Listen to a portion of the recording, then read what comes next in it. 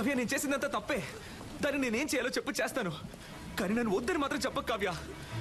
Kavya please.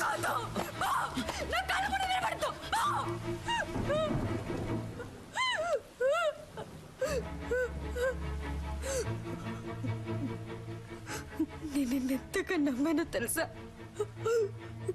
ఏవే వదులుకున్నానో తెలుసా. నన్ను కన్నవాళ్ళు అందరి ముందు ఎన్ని అవమానాలు పాలైనా పర్వాలేదని వాళ్ళని కాదనుకొని వచ్చాను నీకోసం. కానీ నువ్వు ఇంత చీప్ గా ప్లాన్ చేసి మోసం చేసావు. ఇదే నీ లవ్వా? ఇంకేది లవ్ చెప్పు.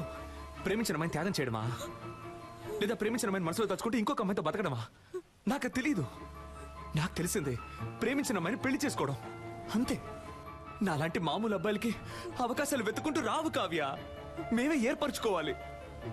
ఆ రోజు వాడికి ఎందుకు నచ్చాడని అడిగినప్పుడు ఏమన్నా, వాడు డాక్టరు, బాగా చదువుకున్నాడు, వెల్ సెటిల్డ్ అన్నావు కదా.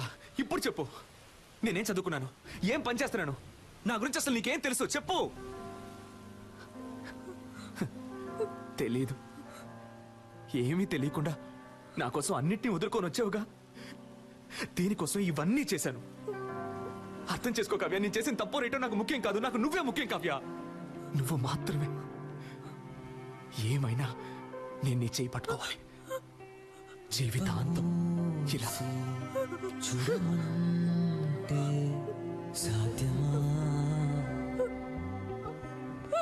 స్వప్నముల్లో అస్వప్నం, సత్యముల్లో అసత్యం, నాలో నేను మటుమాయం. ప్రేమ ప్రపంచంలోని ఏ అమ్మాయికి తెలీదు కుర్రాళ్ళు చేసే సగం తప్పులకి కారణం అమ్మాయిలే అని. కానీ కుర్రాళ్ళకి వేరే దారి నాలా ఇలా నడి రోడ్లో నుంచోవాల్సిందే.